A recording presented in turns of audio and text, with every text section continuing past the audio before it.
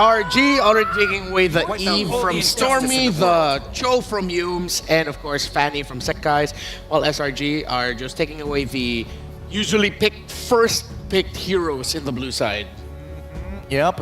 Slight adjustments though. At the very least, Jushin is going to be banned out, but the Bruno, of course, has been very, very popular.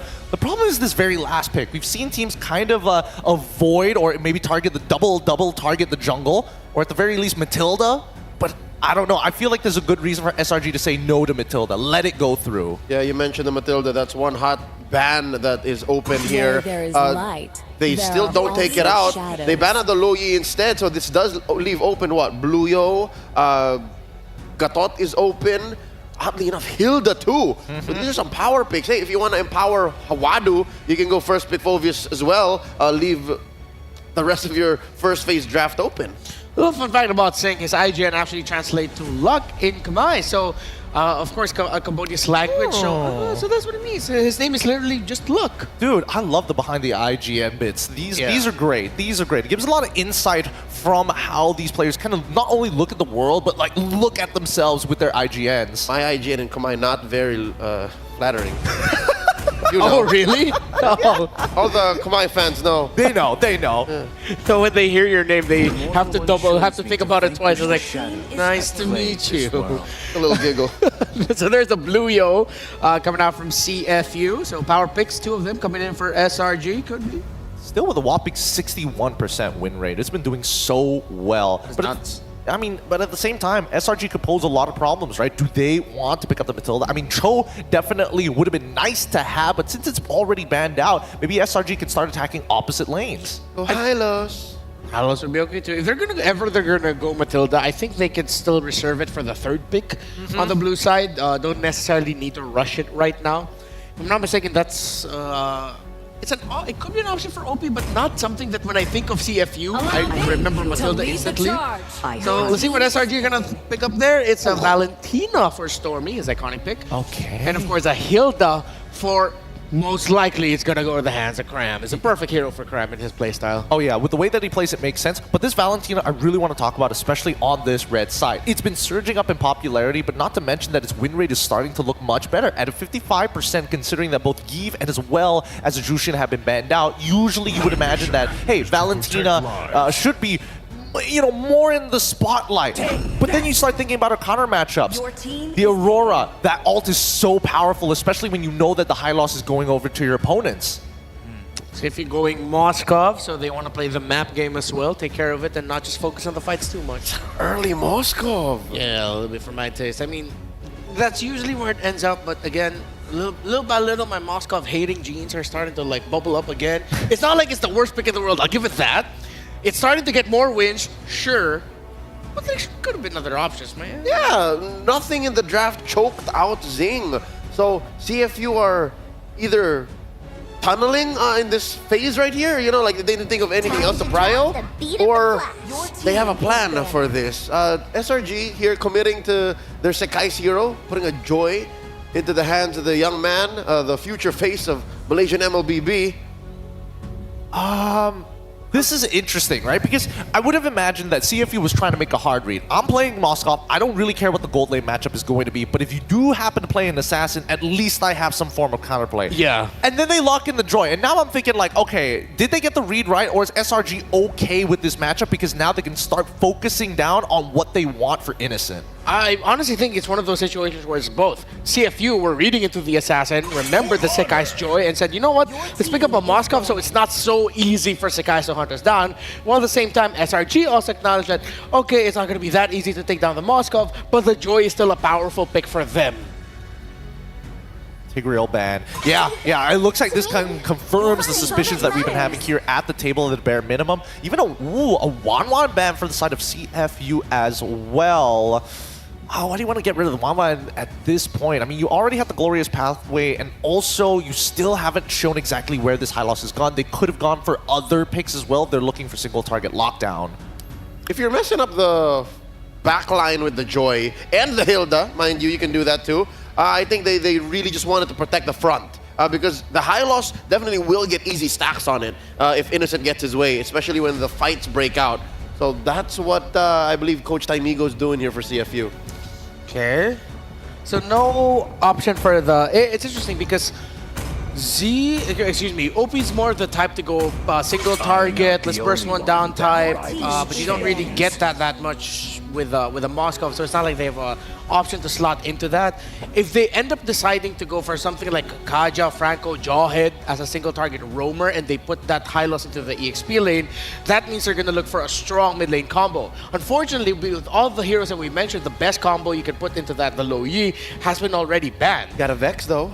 But they do still have the Vexana, which might be the incoming option for CFU later. So their single target roamer pick off, and then a Vexana, which now they might actually lean to that considering that they took away the Gatot Kacha. That's one of the picks that you want to remove if you're going for a pick-off burst type of composition in the Roman mid. Yeah, which begs the question, right? They've already trying to limit down onto the possible matchup since they're already going to have so many dashes. It could be a possibility of just accessing the backline, right? But still, I think that SRG need to play a little bit more. Honestly, they really excel in these, like, mid to short range battles as of right now, just because of that Valentina. You want to be able to accentuate that type of advantage here. But at the same time, if they start showing, like, what exactly is this Hilda going to be? Is it going to be support? It's still a flex pick. Revealing it too early might be detrimental. Literally invented one. Oh, now that Tigreal ban makes so much sense. Big oof and great pick for the chip. Now this makes a single target burst lineup for CFU not the easiest to pull off. They might have to play into the team fight and pick up something like as difficult as it would be to give the Aurora ult, pick up an Aurora. Good answer to the stopper. Shortcut through. Just plant that frigid glacier right there. Call it a day. We still need that mid lane, and we don't know where this Hylos is going. I'm echoing your thoughts here. I'm pretty sure Coach Arcadian Vecchi are also saying, hey, show us. See what you got. This is a really tough call here. This is why they're taking so much time. Would they Faramis? Because at the end of the day, you're going to have to sacrifice something. The Faramis is a pretty good shout here, but it looks like they've locked in the Jawhead. Whoa! First time we've seen this, but it's been a very long time. An interesting answer to maybe the Joy. At least you could, as mid laner, you can protect yourself. That's hero number 70 for M6. For M6. That's hero number 70. The 70th unique hero pick. If I'm not mistaken, yeah. We went into the day 69 out of 126. Nice. Now we go into the 70 range. That's great. Really showing the creativity the teams have flexed into this Swiss stages from best of ones into BO3s. What's the last pick here for SRG? Because now laning around the mid got a little bit more complicated for SRG with the Zask popping up. What's John Vincent Banal, aka Innocent? What's he gonna pick up here? So he's just gonna G-Ranger it? I mean, he needs something with Purify, right? You're up against the Jawhead anyways. It's going to be real difficult to go. He could be, Granger into it. Nah, the Claude. See, I was thinking whether or not he's going to go to old favorites. Yeah. So Innocent ends up with an old favorite in the Claude, and interesting are the hero matchups that we see. As interesting as we expected the series to be. It's game number 1 between CFU and SRG. Thank you so much to our panelists, and it is indeed the final series of the Swiss stage. This is going to be once again between Malaysia and Cambodia, their only remaining chance to head into the knockout stage, whereas Malaysia, we know the expectations of all the Malaysians for SRG heading into this match, so let's see how this goes. I definitely want to see a maxed out series this time. Definitely, especially considering Innocence on the Claude, Yums is on a chip. This feels like, a couple of patches ago. Yeah. Just a couple of patches ago, these heroes were the meta, were the prio picks. But now we've seen the meta kind of turn on its head, and we'll see if CFU can actually make it work with a Zosk pick. Right. It feels like we're watching a game that's being played a few months ago. Yeah, CFU couldn't get the win against that Belleric, especially with the Joy. So as long as CFU fix their drafts and they play towards their mid-game power spike, it's going to be good, is what I think. But SRG do the same thing. They're not the best at early game domination, but in the mid-game, this team does so well in team fights, and they just take control over every single lane. And now you're talking about mid-game, macro-wise, the global presence here. I'm watching out for how well they're able to play against each other, considering that they have both the Moskov and the chip in their hands. But don't forget to complete all tasks, all active tasks during the event from the 18th of November to the 29th of December. This is the M6 Pass, all right? So you have to check it out. So you get all those battle emotes, avatar borders, and new special skins. There's a Baksha skin, there's a Claude skin, and if you reach the highest level, you get the figurine you see on the panel desk if you haven't checked it just yet. But okay. You can see it on your screen too. Look, Innocence on the skin, man. Actually, yeah. We got the, what's it called? Challenger Spark Claude M6 exclusive skin. That's a, oh, actually, no, this is the Cosmic Blaze one. This is the Prime skin. This is the Prime skin. I feel like only a number of people have had their hands on this skin, so we're seeing it right now being played by Innocent. So it's been a while since we've seen like the laning between the Claude and a Moskov. So there's been some bit of aggression. I mean, he's on the tenacity too. Yep. So he can afford to be slightly aggressive in terms of the laning, but against the lineup with a Jawhead in the early, you'd have to like be as careful as you can too. You know, even earlier OP, it seemed like he wanted to go for the early rotation, but then 3 members of SRG are in the mid lane. Okay, baiting out the sprint with the ejector there. Cram will not have sprint. He should be able to regen back up though for turtle number 1. Pryo in the lane, in the mid lane. Oh, bottom lane, it's actually CFU. Up top of 1v1, Sing, Spear of Misery. And now it continues the fight around the turtle. Stormy, Glorious Pathway stolen away. Let's see Retreat. Detective with a Soul Sever, able to take it down. There's a set. Cram gonna be caught. First blood for OP. Flickers out. Skies with Electrify and beats down. Summonal Force will not be able to stop him down. Skies needs to jump, gets the jump, and gets away. It is a turtle for a kill and a kill. So 2 for 1 for CFU. It felt like an objective that both teams were just trying to take at the same time without minding each other. Did you see that kind of exchange between these two teams? But wait, Sing. Shortcut. It's the shortcut. Wow, great discipline moves from Yums. Detective though, able to go for some damage. OP walking up, Detective getting the snipe down, and now, oh my goodness, Detective and baited them all into the skirmish. And CFU take it away. Bottom lane, Hylos is free farming too. That's the early game damage you would expect, right? From the Jawhead, from the Zask, and all the members of SRG just oh my God, Wadu up together in the top lane. But Wadu, right? Free farming Hylos, as you mentioned, just focusing on getting the energy shield. So I mean, we've seen him participate in the early turtle take, right? But like right now, at CFU Gaming, it feels like a passive kind of approach to this game, that they're just waiting for SRG and what they're doing. But at the same time, it kind of works for them, especially if they find the quick rotations to respond. It's not the bad kind of reactive that we're seeing from CFU Gaming just yet. For CFU, they've just been reacting to the plays, and by the way, yeah, the crash, that's a new thing, right? Usually you go shortcut and then you just go instant crash course, and the duration of the crash course usually is enough to take you down, but the combo was a bit different there. Wadu in the bottom lane gets ganked, he's still fine. There's no real full kill threat on the horse just yet, especially considering, like you said, he got that energy shield, almost all of it as a horse. That's a pretty fat horse. So I would expect that he would really use this advantage as much as possible, but he denies, Cram denies the recall from Wadu, and Yums are just waiting for him. So now they know that Wadu will have to recall first in the base, and they're zoning OP really well. But he won't be recalling, Mirko. He won't be recalling. He wants to join. Crash course coming out with a shortcut. They're all going to be rotating. Yums able to flicker out to safety. Cram, Power Wilderness getting him down. Now it's a fight. Skies electrifying beats. Just going at him, but he's going to get caught by the spears. The Dominator's Ascent still on him with Stormy there. Spear of Misery. Stormy splashes some damage on Detective. See, wants to go in. Doesn't have the Dominator's Descent. It's a fight in favor of SRG, but Sing wants to go for the turret. Innocent up top, though, free farming on the Claude. They're choosing the turret over the turtle, and Stormy might not be able to defend this anymore, but at the very least, Innocent, he was able to take a turret up top, but SRG, Yums and Cram are already here, but they do not get to touch Sing because of the Spear of Misery timed really well. So we are seeing some mirrored plays here and there, and ultimately, I'm liking how SRG is just able to briefly join the fights and then disengage whenever they want to. We've seen it from Innocent once. He went in the shortcut, just used the blazing to it, then immediately returned to its lane. So they weren't really put at that much of a disadvantage, but that's an ejector play! Okay, shortcut doesn't get placed down. Actually, they're able to burst him down before it. Retribution from Detective. SRG decide not to go for it. They will have to concede this over. Sing, though, in the bottom lane, blinking out to safety. That's SOD! Sing able to escape! Good stun over to Skies. That's a Revitalize to help him. Dominators are set now, missing and whiffing. Skies running away. OP occupying the bush. Meanwhile, Innocent. OP!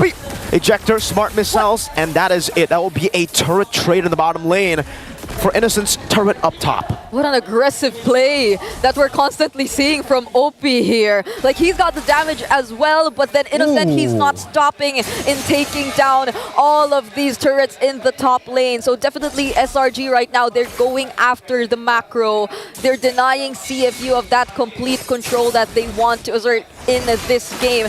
And I must say, like, see OP, the way they just constantly protect Sing each and every time, you have to respect that. SRG, they've tried multiple times to just get their hands on Zing, but those well-timed stuns coming in from Z, those aggressive plays coming in from OP.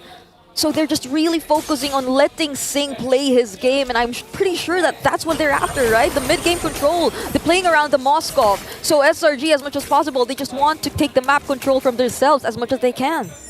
Now we're going to take a look at the items. It's almost a 1,000 gold lead between the gold laners. Innocent definitely sticking to the lane a bit more here, as Sing has been participating in more team fights, and you can see what that has got on him. It's the DHS and the Crojan side. He will be online very soon as he gets that golden staff. But I wonder how good the Claude is, because so far, at least in M6, we haven't really seen a Claude fully carry a game just yet, right? Yeah. I think we've only seen like, what, total of 2 Claude games? So Innocent might just be the curse breaker for the Claude with the M6 skin. Yeah, and it's probably a bit more of SRG wanting to focus on the team fight approach as well, because I mean, we've been seeing him just using the Blazing Duets barely to stay long enough in the fight to take all those kills. It's more of dishing out the damage early, and there are multiple approaches to really playing the Claw depending on how you want to use it. It's either you go in first, damage the players, or you go in last and try to take the kills for yourself. But what we're seeing right now is kind of different, because the map all around the turtle pit, it's the fight going on! Wadu caught in the midst of it all, still able to revitalize out. Meanwhile, Spear of Misery over to Cram. Not enough damage to take him down. Innocent gets the kill with a Blazing Duet. Detective gets a stun down, and a few slashes in. Detective looking for the kill. The ejector forward. Oh, and the snipe down from Detective. Skies looking for the beats. Electrifying beats not ready. Oh, the slashes from Detective Sing. Getting the kill in the bottom lane. Stormy left to fend off the rest of CFU all by himself. And look at the timing. The turtle has disappeared, and a Lord has spawned in. CFU. Ridiculous timing to get the first Lord. That was a lot of time bought by Wadu for CFU Gaming. And you, at that moment, you saw just how SRG, they seemed like they just wanted to go for the pickoff. So it was that kind of approach wherein they just let the other members dish out the damage first, probably a part of it also coming in from Innocent, but then there was an attempt, there was the Blazing Duet used to take Wadu down, but after that, what's next? What's next for SRG, right? Using up all of your resources on one of the tankiest members here of CFU, and now they are able to secure the Lord for themselves. The control established by SRG earlier, now it's all in the hands of CFU. This is dangerous. Very dangerous for SRG. I don't know how good their clear is, because I think when it's about... Oh, OP! Another ejector over to Cram. That's everybody on him. Spear of Misery, too. They took a while to take him down. They used a couple of resources. I don't think SRG want to go for this fight. There's absolutely no way they take it. Oh, SOD! Yums brought back. Shortcut coming down. No one should take that C. Gets the kill on Yums. Oh, man.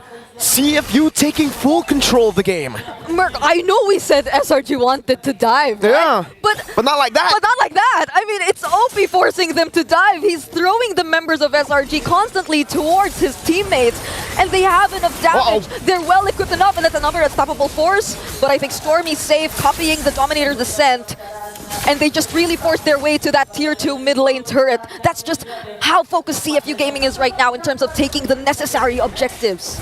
And look at that, they'll also try to deny as many minions as possible, letting the cannon minion in the bottom lane take the tier 2 away from Selangor Red Giants. 10 minutes in, we have a 3.4k gold lead for the Sharks of Cambodia, the Khmer Sharks, CFU Gaming. So far, so good. They're also scaling up to be monsters. We have to talk about this. We were talking about this after the draft as well. Yeah. Z on the Zask.